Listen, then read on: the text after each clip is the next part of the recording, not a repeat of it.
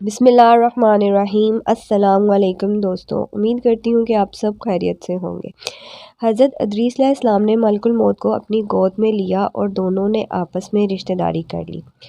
سیدنا ادریس علیہ السلام ایک دن اپنے کام سے فارغ ہو کر بیٹھے تھے کہ ملک الموت آدمی کی صورت میں مہمان کے طور پر رات کو حضرت ادریس علیہ السلام کے پاس آ پہنچے۔ حضرت ادریس علیہ السلام صائم القادر تھے۔ جب شام ہوئی، افطار کے وقت آپ کا کھانا بہشت سے آتا، جس قدر چاہتے کھا لیتے، باقی کھانا پھر بہشت میں چلا جاتا۔ اس دن کا کھانا جب آیا تو حضرت ادریس علیہ السلام نے وہ کھانا اس مسافر کو پیش کر دیا، لیکن مسافر نے کچھ نہ کھایا اور قدم بہ قدم رکھ کر عبادت کرتا رہا۔ حضرت ادریس علیہ السلام ان کا یہ حال دیکھ کر متاثر ہوئے کہ یہ کون شخص ہے۔ اگلے دن حضرت ادریس علیہ السلام نے ان سے کہا، اے مسافر، تو میرے ساتھ چل، خدا کی قدرت صحرا میں جا کر دیکھ۔ تب دونوں بزرگ گھر سے میدان کی طرف نکل پڑے۔ جاتے ہی جاتے گندم کے کھیت میں جا پہنچے۔ ملک الموت نے کہا، چلو چند گوشہ گندم لے کر دونوں کھاتے ہیں۔ حضرت ادریس علیہ السلام نے فرمایا، عجیب بات ہے، رات کو تو نے حلال نہ کھایا، اب حرام کھانا چاہتا ہے۔ یہ وہاں سے دونوں بزرگ دوسرے باغ میں پہنچے اور وہاں بھی انگور کو دیکھ کر حضرت اسرائیل علیہ السلام نے کھانے کا قاصد کیا۔ حضرت ادریس علیہ السلام نے فرمایا، غیر کی ملکیت میں سے کھانا حرام ہے۔ پھر جاتے جاتے ایک بکری دیکھ کر حضرت اسرائیل علیہ السلام نے کھانے کا ارادہ کیا۔ حضرت ادریس علیہ السلام نے کہا، بیگانے کی بکری کو ذبح کر کے کھانا مناسب نہیں۔ اس طرح 3 روز تک دونوں باہمی گفتگو کرتے رہے۔ جب حضرت ادریس علیہ السلام کو لگا کہ یہ شخص بنی آدم سے معلوم نہیں ہوتا، یہ کون شخص ہے، اور فرمایا، خدا کا واسطہ ظاہر تو ہو، تو کون ہے؟ مسافر نے کہا، میں اسرائیل علیہ السلام ہوں۔ حضرت ادریس علیہ السلام نے فرمایا، سب مخلوقات کی جان تم ہی قبض کرتے ہو؟ انہوں نے کہا، ہاں۔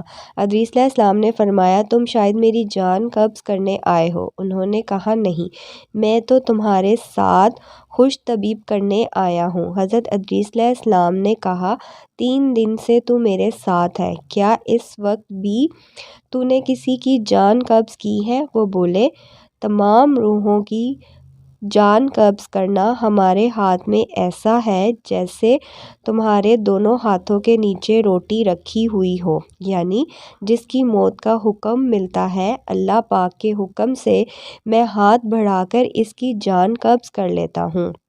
اور بولا، اے ادریس علیہ السلام، میں چاہتا ہوں تیرے ساتھ رشتہ داری قائم کروں۔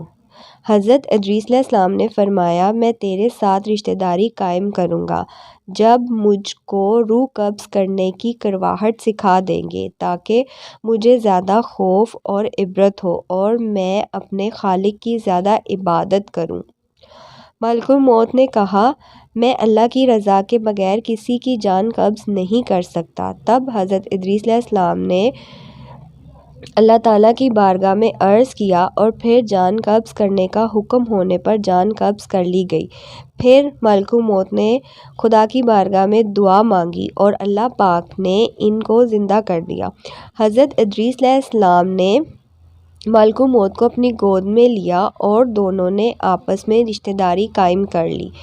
پھر ملک الموت نے ان سے پوچھا، اے ادریس علیہ السلام، جان نکلنے کی تلخی کیسی تھی؟ وہ بولے، جیسے کسی زندہ جانور کی کھال سر سے پاؤں تک ادھیڑی جاتی ہے۔ ملک الموت نے کہا، اے بھائی، قسم ہے رب العالمین کی جس نے تیرے ساتھ احسان کیا، ایسے میں کسی کے ساتھ نہیں کیا، ایسا میں نے کبھی کسی کے ساتھ نہیں کیا۔ حضرت ادریس علیہ السلام نے فرمایا، اے بھائی، مجھے دوزخ کے دروازے تک لے چلو تاکہ اس کو دیکھ کر مجھے خوف الہی زیادہ ہو اور میں زیادہ عبادت اور بندگی کروں۔ تب ملک الموت نے اللہ کے حکم سے ان کو دوزخ کے 7 طبق دکھائے۔ پھر حضرت ادریس علیہ السلام بولے، اے بھائی، مجھے جنت دیکھنے کی آرزو ہے، دیکھ کر خوشی حاصل کروں اور عبادت زیادہ سے زیادہ کروں۔ ملک الموت ان کو بہشت کے دروازے پر لے گئے۔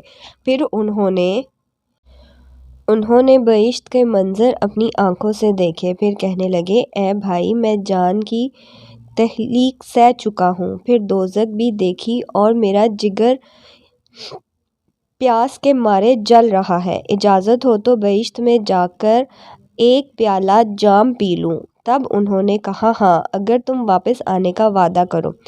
شاید پیاس کی وجہ سے حضرت ادریس علیہ السلام نے واپس آنے کا وعدہ کیا اور بحکم الہی اپنا نعلین درخت طبی کے نیچے چھوڑ کر بہشت میں داخل ہو گئے، کیونکہ باہر آنے کا عہد کیا تھا اور نعلین کو بھی درخت کے نیچے چھوڑ کر آئے تھے۔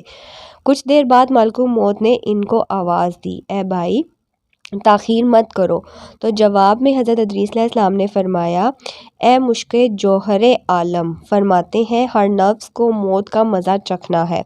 اب تو میں جان کے مزہ چکھ چکا ہوں اور میں دوزخ بھی پہنچ چکا ہوں، اور یہ بھی اللہ عز و جل فرماتے ہیں ان کو وہاں کوئی تکلیف نہ پہنچے گی اور نہ ہی ان کو وہاں سے نکالا جائے گا، یعنی جو بہشت میں گیا واپس نہ نکالا جائے گا۔ اے بھائی اب تو میں ہرگز نہیں آؤں گا۔ بارگاہ الہی سے آواز آئی، اے عزرائیل تو حضرت ادریس علیہ السلام کو چھوڑ کر چلا جا، میں نے ان کی تقدیر میں یہی لکھا تھا۔ حضرت ادریس علیہ السلام موت کا مزہ چکھ کر اور دوزخ کو بھی دیکھ کر جنت میں جا رہے تھے۔ تب حضرت عزرائیل علیہ السلام بولے، ہر نبی پر بہشت حرام ہے جب تک بہشت میں خاتم النبی حضرت محمد صلی اللہ علیہ وسلم داخل نہ ہوں۔ پھر آواز آئی، عزرائیل علیہ السلام میں بہشت کو ذریعہ نہیں رکھتا، لیکن اول بہشت میں حضرت محمد صلی اللہ علیہ وسلم داخل ہوں گے، ان کے بعد ان کی امت۔ حضرت ادریس علیہ السلام تو بہشت میں چلے گئے اور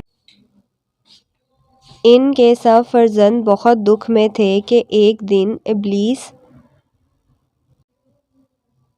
اور کہا تم رویا مت کرو، میں تمہارے باپ کی ایک صورت بنا دیتا ہوں، تم اس کو روز بروز دیکھا کرو اور پوجو، اس سے تمہارے سب درد اور دکھ ختم ہو جائیں گے اور تب تم سب خوش رہو گے۔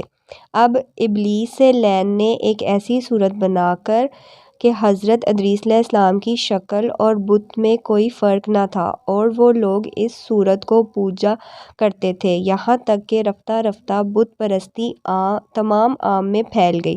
مشرق سے مغرب تک یہ رواج جاری رہا، کوئی آدمی اللہ تبارک تعالیٰ کو نہ جانتا تھا، عالم اور عام دونوں تھے۔ بعد میں اللہ تعالیٰ نے حضرت نوح علیہ السلام کو ان پر پیغمبر بنا کر بھیجا تاکہ ان کو ہدایت کی راہ بتائیں۔ اللہ پاک ہم سب کو نیک اعمال کرنے کی توفیق عطا فرمائے، آمین ثم آمین۔